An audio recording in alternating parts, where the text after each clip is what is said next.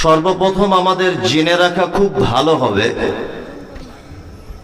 যে শিক্ষা কাকে বলে, এক। দুই, আর একটা জিনিস জেনে রাখা ভালো হবে, বিদ্যা কাকে বলে।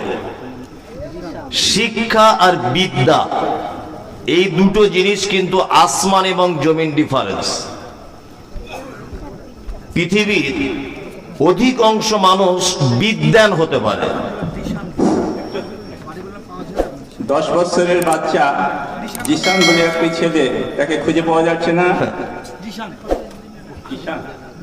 জিশানই বললাম, জিশান।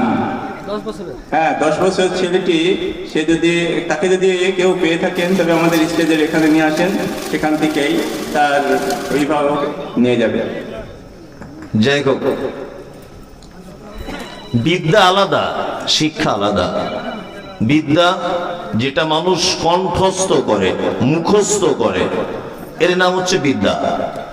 যেমন আমরা কাকাতুয়ার মতো অনেক বুলি ছোটতে বাচ্চাদেরকে শেখাই, বা আমরা নিজেরাও শিখি। অনেক কবিতা আমরা শিখি, ওইখানে তোর দাদির কবর ডালিম গাছের তলে, 30 বছর ভিজায় রেখেছি 2 নয়নের জলে। এর নাম বিদ্যা। এটা মুখস্থ করা হয়, এর থেকে কোনো উপকার হয় না। তোর দাদির কবরটা আমি কি করব? তোর দাদির যে কবরটা আমি কি করব? এর নাম বিদ্যা। গুটি 6 পায়রা, গুটি কত হাসরে, আমাদের ঘরে করে একসাথে বাসরে, আসে কাক এক ঝাঁক, করে খুব হাঁক ডাক, কোকিলের কনসর্ট শুনবি তো যাসরে। বিদ্যা এটা মানুষ মুখস্থ করে, এতে কোনো উপকার হয় না, কোনো উপকার নেই। আর শিক্ষা যেটা মানুষ মুখস্থ করে, সাথে সাথে তার শারীরিক, তার ব্যবহার, তার আচার আচরণে কিছু পরিবর্তন হয় বা পরিবর্তন করে, এর নাম হচ্ছে শিক্ষা। 2, শিক্ষা 2 ভাগে বিভক্ত। একটা হচ্ছে দুনিয়াবি শিক্ষা, আর একটা হচ্ছে দ্বীনি শিক্ষা। একটা দুনিয়াবি শিক্ষা আর একটা দ্বীনি শিক্ষা। আমরা যদিও মেতে আছি যে দ্বীনি শিক্ষাতে, দুনিয়াবি শিক্ষা আমরা মেতে আছি, দ্বীনি শিক্ষাটা আমাদের কাছে একটু এলোমেলো আর কি, অতটা ইন্টারেস্ট নেই। আর ইন্টারেস্ট না হবার পিছনে আমি আপনি সম্পূর্ণভাবে দায়ী। কারণ এখন প্রতিটা মানুষ হিসাব করতে শিখেছে, লাভ এবং লসের হিসাব করতে শিখেছে না। প্রতিটা মানুষ দেখবেন লাভ এবং লস দুটো জিনিসের হিসাব করে। যে কোনো বিষয়ে একটা মেয়েকে বিয়ে করবে, তবুও সে লাভ এবং লস দুটোই জিজ্ঞাসা করছে, মনের ভিতরে রাখছে যে ধনী লোকের বেটি তো, এর বাপ বুড়ো তো, বুড়ো হলে তাড়াতাড়ি মরে গেলে বেনা দেওয়ার দোকান আছে 4টে পেয়ে যাবো আমি। ও লাভ হিসাব করছে, তাই না? বিয়ে করবে একটা মেয়েকে, তবুও লাভ হিসাব করছে। একটা লোক তার স্ত্রী পেটে বাচ্চা এসেছে, ওখানেও লাভ এবং লস দুটোর হিসাব করছে। বেটি ছেলে হয়ে যাবে না তো, বিয়েতে 4-5 লাখ টাকা লেগে যাবে, লস। ও ভাবছে যদি বেটা হয়, বেটা হলে লাভ, পরের সম্পত্তি পেয়ে যাব, প্লাস ইনকাম করবে, বেটার আমি খাবো। সব জায়গাতে মানুষ লস আর লাভ দেখছে। আমরা সমাজ এমন ভাবে পরিচালনা করছি বা এমন চোখে দেখছি, এই দ্বীনি শিক্ষাটাকে, এটা খুব তাড়াতাড়ি সমাজ থেকে বিলুপ্ত হয়ে যাবার পথে। যদি বলছেন কেমন করে, একটা ছেলে 15 বছর স্কুলে পড়াশোনা করার পরে সে ডাক্তার হচ্ছে, একটা রুগী দেখলে তার ফি 500 টাকা। তার আব্বা হিসাব করছে, সারাদিনে যদি 50টা রুগী দেখে তাহলে 25,000 হিসাব করেছে। একটা ছেলে মাস্টার হচ্ছে, হাই স্কুলে জয়েন করলেই তার 40-50 হাজার টাকা বেতন। তার বাপ হিসাব করছে, আমার ছেলে যদি হাই স্কুলে চাকরি করে তাহলে 60,000 টাকা বেতন হলে প্রতিদিন 2,000 করে, তাই না?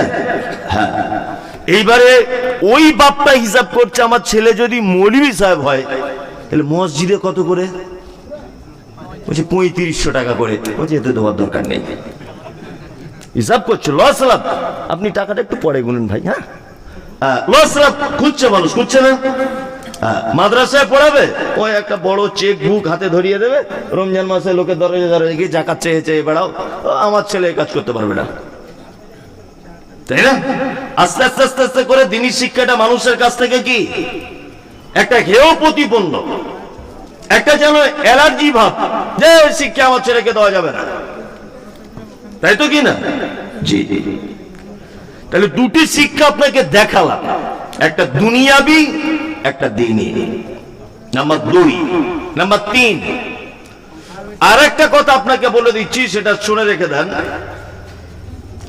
যে পৃথিবীতে যত শিক্ষা ব্যবস্থা আছে, যত শিক্ষা ব্যবস্থা, কোন শিক্ষা ব্যবস্থা একটা সমাজকে, একটা পরিবারকে, একটা জাতিকে কখনোই পরিবর্তন করতে পারে না, অসম্ভব ব্যাপার, পরিবর্তন করতে পারে না, পারে না। একটি মাত্র শিক্ষা একটা জাতি, একটা সমাজ, একটা পরিবার, একজন একাকী তার ব্যক্তিত্ব সবকিছু পরিবর্তন করে দিতে পারে, একটি মাত্র শিক্ষা, তার নাম দ্বীনি শিক্ষা বা কোরআনের শিক্ষা। প্রমাণ অবশ্যই আপনাকে প্রমাণ দিব।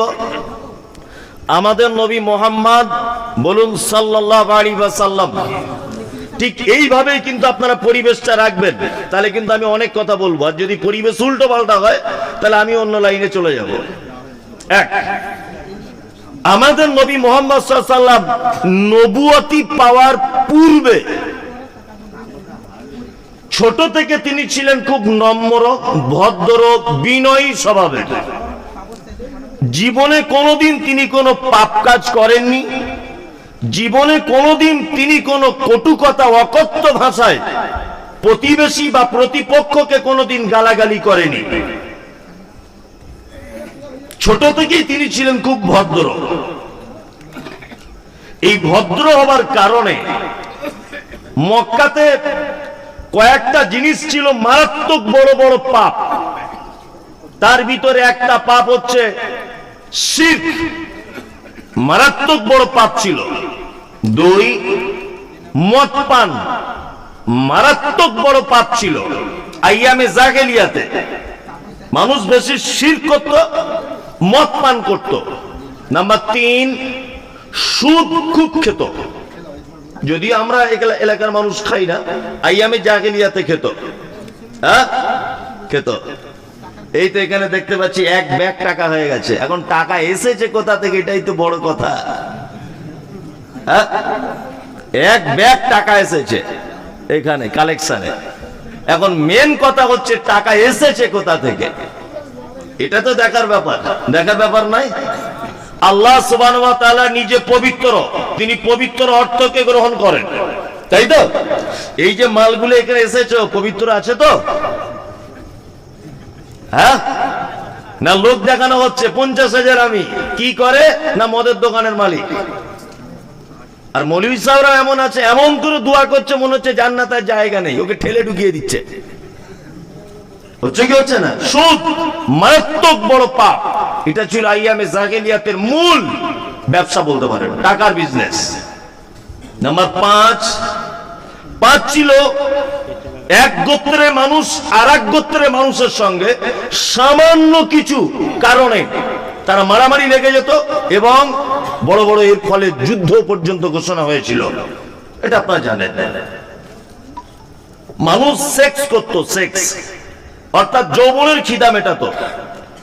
রাত্রে আমাদের দেশের মানুষ তার স্ত্রীকে নিয়ে রাত্রের বেলা যৌবনের তৃপ্তি করে, রাতে স্ত্রীর সঙ্গে।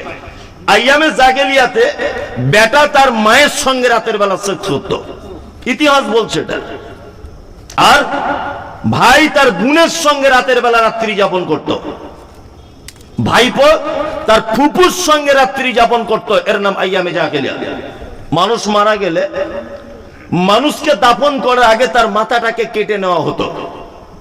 কেটে নিয়ে তার মাথার ভিতরে মগজ বার করে এই মাথার এই জায়গাটাকে বানাতো একটা মদ পান করার পাত্র। মরা মানুষের মাথার খুলিতে তারা মদ পান করত। ব্যভিচার তাদের কাছে ছিল বৈধ, সুদ তাদের কাছে ছিল বৈধ। এহেন এক কঠিন পরিস্থিতিতে আমাদের নবী মুহাম্মদ সাল্লাল্লাহু আলাইহি ওয়াসাল্লাম নবুয়তি পাওয়ার পূর্বে একটা সংগঠন করেছিলেন। সেই সংগঠনটার নাম হচ্ছে হিলফুল ফুজুর, যুবকদেরকে নিয়ে। এই সংগঠন এর মাধ্যমে সমাজকে সংস্কার করার চেষ্টা করেছিলেন মুহাম্মদ সাল্লাল্লাহু আলাইহি ওয়াসাল্লাম, এবং একটা লং টাইম ধরে এই সংগঠন তিনি পরিচালনা করেছিলেন তখনকার আইয়ামে জাহিলিয়াতের কিছু যুবকদেরকে নিয়ে। কিন্তু এই সংগঠনের উপকার তেমন কিছু হয়নি। হয়েছে? হয়নি। সমাজ পরিবর্তন করা গেছে? যায়নি। মুহাম্মদ সাল্লাল্লাহু আলাইহি ওয়াসাল্লাম দেখছেন এইভাবে সমাজ সংস্কার হবে না, তিনি চলে গেলেন জাবালে নূরে। হাজী সাহেবরা জানেন জাবালে নূর একটি পাহাড়ের নাম। ওই পাহাড়ে যদি নিচে থেকে উপরে হেঁটে হেঁটে যদি ওঠা হয় টাইম লাগবে একটা জওয়ান লোকের 1.5 থেকে 2 ঘন্টা। এই 1.5 থেকে 2 ঘন্টা শুধু পাহাড়টার উপরে উঠতে টাইম লাগবে। একটা গুহা আছে, তার নাম হচ্ছে গারে হীরা। এই গারে হীরার ভিতরে আল্লাহ নবী সাল্লাল্লাহু আলাইহি ওয়াসাল্লাম আল্লাহ ধ্যানে মগ্ন থাকতেন, তখন নবী হননি। একদা জিবরিল এসেছেন। জিবরিল আসার পরে নবীজিকে চেপে ধরলেন, ধরার পরে বলছেন ইকরা, আপনি পড়ুন। তখন আল্লাহ রাসূল সাল্লাল্লাহু আলাইহি ওয়াসাল্লাম বলছেন আমি তো পড়তে জানি না। দ্বিতীয়বার আবার বুকের সঙ্গে চেপে ধরা হলো, ইকরা, আপনি পড়ুন। বলছে আমি পড়তে জানি না। তৃতীয়বার আবার চেপে ধরা হলো, বলা হচ্ছে ইকরা, আপনি পড়ুন। আল্লাহ নবী সাল্লাল্লাহু আলাইহি ওয়াসাল্লাম তখন পড়লেন ইকরা বিইসমি রাব্বিকাল্লাযী খলাক খলাকাল ইনসানা মিন আলাক ইকরা ওয়া রাব্বুকাল আকরাম আল্লাযী আল্লামা বিল কলম আল্লামাল ইনসান মা লাম ইয়ালাম। আল্লাহ তাআলা নবীকে বলছেন মুহাম্মদ, সর্বপ্রথম যদি আপনি সমাজকে সংস্কার করতে চান, এই অসভ্য জাতিকে যদি আপনি আলোর দিকে যদি নিয়ে আসতে চান, ইকরা, আপনাকে পড়তে হবে। যেমন তেমন করে পড়লে হবে না, পড়তে হবে কি বিইসমি রাব্বিকাল্লাযী খলাক, ওই প্রভুর নামে আপনাকে পড়তে হবে যে প্রভু আপনাকে সৃষ্টি করেছে। অর্থাৎ প্রভুর জ্ঞান, ওহির জ্ঞান, স্রষ্টার দেওয়া জ্ঞান আপনাকে অর্জন করতে হবে। তাছাড়া আপনি জীবনে কোনোদিন সমাজ সংস্কার করতে পারবেন না। সারা ভারতবর্ষের মাটিতে school, college, university, academy, mission, যত শিক্ষার ব্যবস্থা আছে, কোন শিক্ষার ব্যবস্থাকে দিয়ে সমাজ সংস্কার করা সম্ভব নয়। একটি মাত্র শিক্ষা দিয়ে সমাজ সংস্কার করা সম্ভব, তার নাম আল কোরআন। এই পর্যন্ত এই জায়গাটা জেনে যান। আবার একটা অন্য লাইনে যাচ্ছি। আদম আলাইহিস সালাম, তিনি হচ্ছেন পৃথিবীর প্রথম মানুষ, তাই তো? আর আমাদের নবী মুহাম্মদ সাল্লাল্লাহু আলাইহি ওয়াসাল্লাম পৃথিবীর নবীদের সিরিয়ালের শেষ। তাহলে শেষ নবী ওহি হচ্ছে, আপনি পড়ুন, তাই তো? আর প্রথম নবী আদম আলাইহিস সালাম। সর্বপ্রথম তৈরি করা হলো। তৈরি করার পরে আল্লাহ সুবহানাহু ওয়া তাআলা আদমের ব্যাপারে পবিত্র আল কোরআনের ভিতরে বলছেন ওয়া আল্লামা আদামাল আসমাআ কুল্লাহা সুম্মা আরাদাহুম আলাল মালাইকাতি ফাকালা আনবিউনি বিআসমাই হাউলাই ইন কুনতুম সাদিকিন। আল্লাহ তাআলা আদমকে ডেকে বলছেন, আদম, সারা পৃথিবীতে যা কিছু আছে সমস্ত কিছুর নাম তোমাকে আমি জানিয়ে দিলাম। এটার নাম মাইক, এটার নাম আদা, এটার নাম রসুন, এটার নাম গাছ, এর নাম মুরগি, এর নাম কলা, এর নাম আপেল, এর নাম আসমান, এর নাম জমিন। সারা পৃথিবীর প্রতিটা জিনিসের শিক্ষা দিয়ে দিলেন কে? আল্লাহ। প্রতিটা জিনিসের শিক্ষা দিয়ে দিলেন। তার মানে পৃথিবীর প্রথম মানুষ আদম আলাইহিস সালাম, ওনাকেও প্রথমে শিক্ষা দেওয়া হয়েছে। আর তারপরে শেষ নবী বা রাসূল, ওনাকেও কি বলা হয়েছে? আপনি পড়ুন। এবার আপনাকে আমি দুটো শিক্ষার ডিফারেন্স দেখাচ্ছি, আর সামাজিক কিছু রোগ যেগুলো ক্যান্সারে পরিণত হয়েছে এগুলো বলছি। এগুলো বললে আমি জানি যে কিছু সাধারণ মানুষ আমাকে খারাপ বলবে, যে আপনাকে আনাটাই ভুল হয়েছে, আপনাকে না আনাই ভালো ছিল, কারণ আপনাকে আমরা আনলাম আর আপনি সর্বনাশ করে দিয়ে চলে গেলেন। আমি মমতাজুল ইসলাম সোশ্যাল মিডিয়াতে যখন কথা বলি, অনেক মানুষ গালাগালি দেয় বা অনেক কটু কথা বলে, অনেক আপত্তি জানায় তারা। আসলে ঘটনা হচ্ছে, ইউটিউব যেগুলো দেখতে পাচ্ছেন না, হ্যাঁ, এরা কিন্তু কিছু কথা কাটিং করে করে তবে ছাড়ে, তাই না? মমতাজুল ইসলাম নামে যত ইউটিউব চ্যানেল আছে বা ফেসবুকে যত পেজ আছে, একটাও, আমি আল্লাহর কসম বলছি, আমার নয়, সব ভুয়া, সব আমার নাম দিয়ে খুলে রেখেছে। নিয়ে আমি বসে আছি, আমার পাশে একটা উলঙ্গ মেয়েকে বসিয়ে দিয়েছে, থাম্বেল বানিয়ে ছেড়ে দিয়েছে। মানুষ আমাকে ফোন করে বলছে, আপনার মতো লোক চ্যানেল খুলেছেন আর নারীর ছবি, অনেক লোক অভিযোগ। ওই জন্য আমি নিজে একটা সিদ্ধান্ত উপনীত হলাম যে এইভাবে মানুষের তো আর অকথ্য ভাষা শোনা যাবে না। আমি গত পরশুদিন নিজে একটা ফেসবুকে পেজ খুললাম, মমতাজুল ইসলাম অফিসিয়াল, এবং ওটাতে বলে দিয়েছি যে আমার বিপক্ষে বা আমার বক্তব্য কোন রকমের কিছু জানার থাকলে অবশ্যই আপনি এইটাতে জানবেন, এইটা অরিজিনাল আমার মমতাজুল ইসলাম অফিসিয়াল, বাকি সব ফেক। আমার নাম দিয়ে যারা চালায়, অনেক গালাগালি করে। আসলে আপনারা তো কাটিং বক্তব্য শোনেন, আজকে আমি এখানে বাস্তব আপনাদের সামনে বসে বক্তব্য রাখছি। দেখুন তো আমি বিতর্কিত কথা বলি না মানুষ ভুল বুঝে আমার কথা নিয়ে বিতর্ক করে, এটা আপনাদেরকে বিচার করার জন্য শেষ পর্যন্ত অনুরোধ থাকলো। এক, দুটো শিক্ষা ডিফারেন্স বোঝাচ্ছি আপনাকে। আপনার ছেলেটা ক্লাস 7-এ পড়ে, ক্লাস 7-এ, ও যে কাঁধে ব্যাগটা নিয়ে স্কুলে যায়, ওর ব্যাগের ওজন 15 কেজি। 15 কেজি না হলো 10 কেজি তো হবেই, হবে না? এখন আবার রাজ্য সরকার ক্লাস 7 পর্যন্ত মনে হয় খিচুড়ি বা ভাত টাত খেতে দেয়, মানে ওই বাসন আর গেলাস ধরে সব মিলে ওজন করলে 10 কেজি হবে।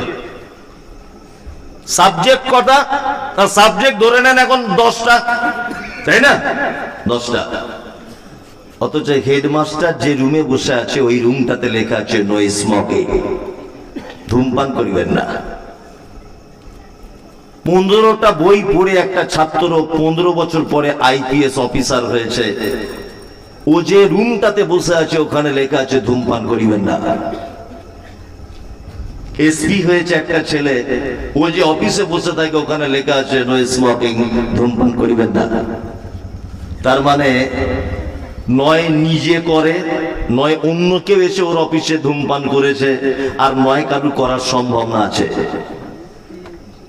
মানে একটা ছেলে 15টা সাবজেক্ট নিয়ে পড়াশুনো করলো যে স্কুলে, ওই 15টা সাবজেক্টে একটা কোথাও লেখা নেই যে ধূমপান স্বাস্থ্যের পক্ষে ক্ষতিকারক, এটা লেখা নেই, এটা পড়ানো হয় না।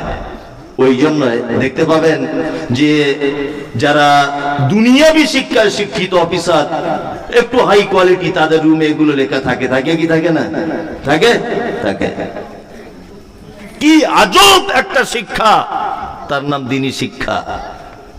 আপনি জীবনে কোনো মসজিদে দেখেছেন মেন গেটে লেখা আছে ধূমপান করিবেন না?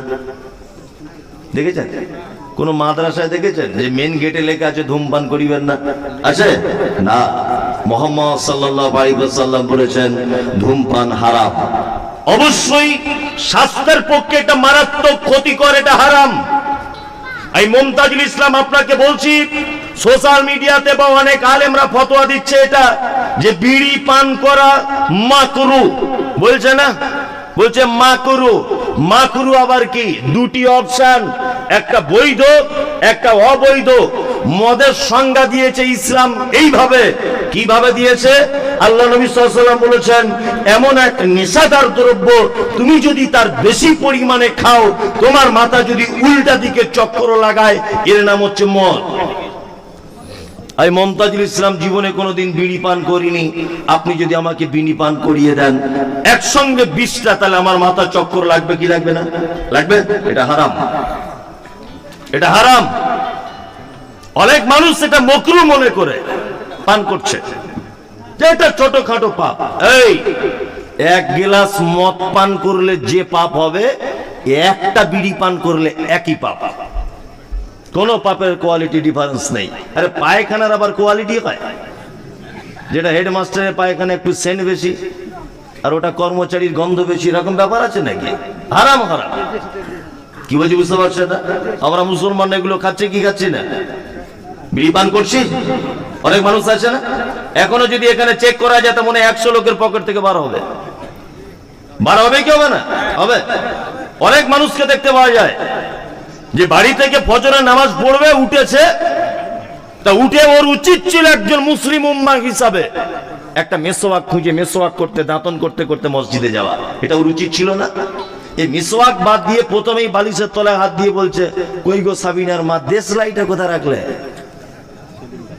মানে বাড়িতে বিড়ি ধরিয়ে মসজিদের গেটে ফেলে ও মসজিদের সালাত আদায় করছে। এরকম মুসল্লি আছে না নেই? আছে। এত যে দুর্গন্ধ বাসি মুখে বিড়ি পান করলে, আল্লাহু আকবার।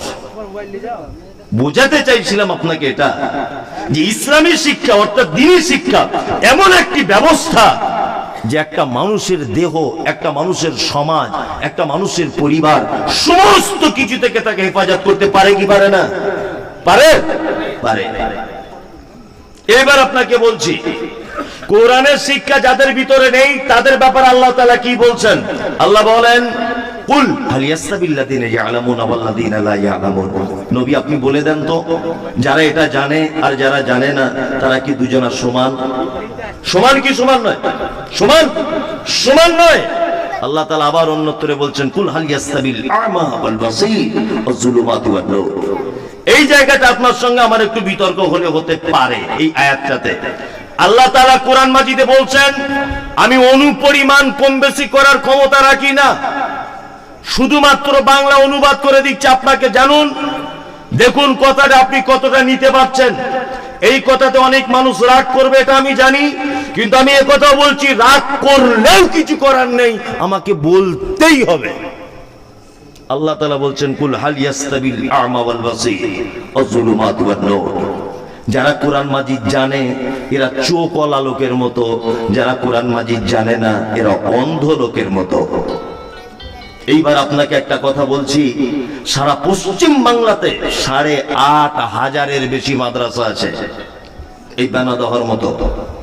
যদি বলছেন আপনি রিপোর্ট পেলেন কি করে, আমি ডাক্তার জাকির নায়েকের একটা বই থেকে পড়ে আপনাকে বলছি, 2013 সমীক্ষা অনুযায়ী 8,513টা মাদ্রাসা আছে গোটা পশ্চিম বাংলাতে, বেশি কম হলে হতে পারে।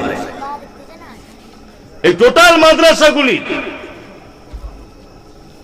বিল্ডিং এর পরিবর্তন দেখেছেন, টোটাল মাদ্রাসাগুলি জমি কেনার উন্নতি দেখেছেন, কিন্তু টোটাল মাদ্রাসাগুলি যদি আপনি সমীক্ষা চালান, আজ থেকে 20 বছর আগে যে গতিতে চলেছে আজও সেই গরুর গাড়ির গতিতে চলছে, কোনো ডেভেলপ নেই।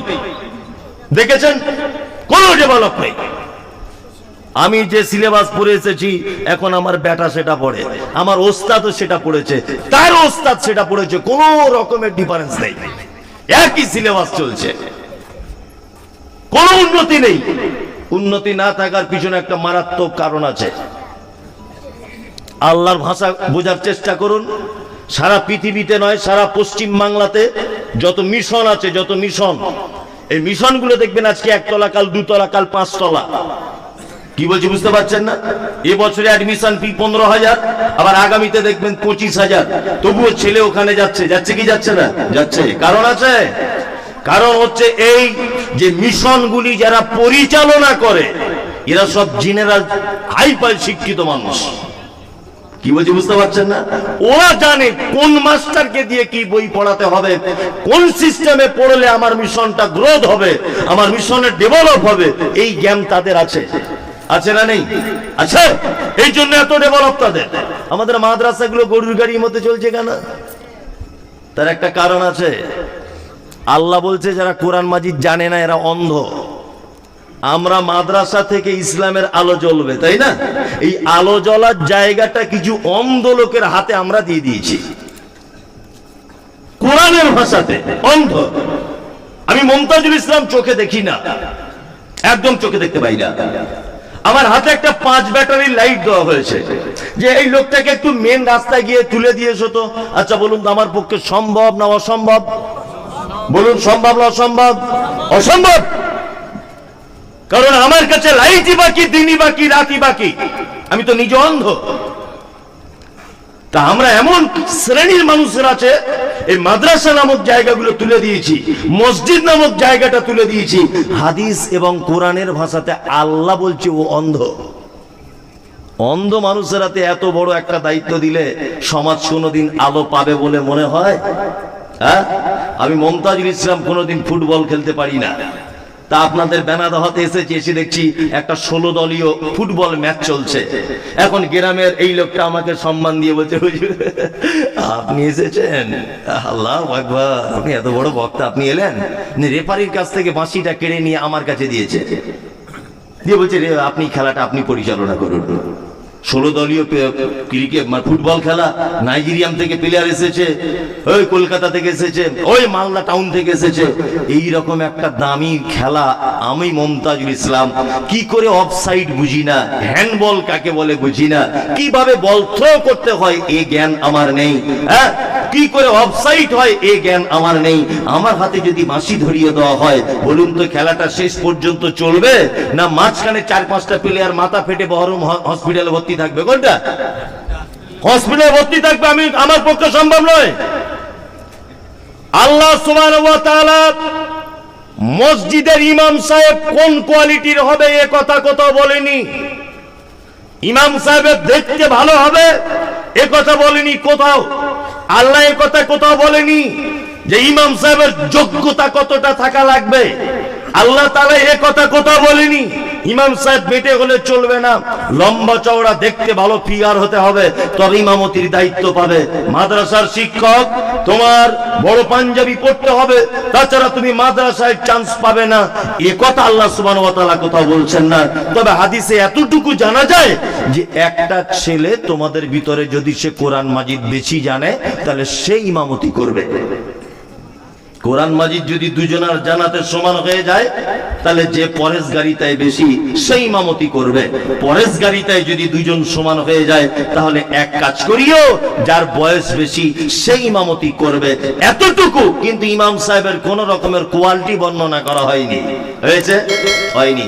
অথচ আল্লাহ সুবহানাহু ওয়া তাআলা ইমামের ব্যাপারে আঙ্গুল না তুলে কমিটির ব্যাপারে আঙ্গুল তুলতে গিয়ে বলেছে, মসজিদ যারা পরিচালনা করবে 1 নম্বর শুনে রেখে দাও, আল্লাহর প্রতি তোমার ঈমান থাকা চাই। 2 সালাত আদায় করবে, 3 যাকাত প্রদান করবে, 4 নম্বর আল্লাহ ছাড়া পৃথিবীর কাউকে ভয় করবে না। আল্লাহ সুবহানাহু ওয়া তাআলা বলছেন আশা করা যায় এরাই হিদায়াতের উপরে রয়েছে। তার মানে বোঝা যায় যে ইমাম নির্বাচন করার আগে আল্লাহ সুবহানাহু ওয়া তাআলা আগে কমিটি নির্বাচন করেছেন। তার মানে আল্লাহ বোঝাতে চাইছেন কমিটি যদি সব ইমামদার হয়ে যায় তাহলে ইমাম সাহেব আর উল্টো পাল্টা হবে কে? না। কি রণকৌশল! আল্লাহু আকবার।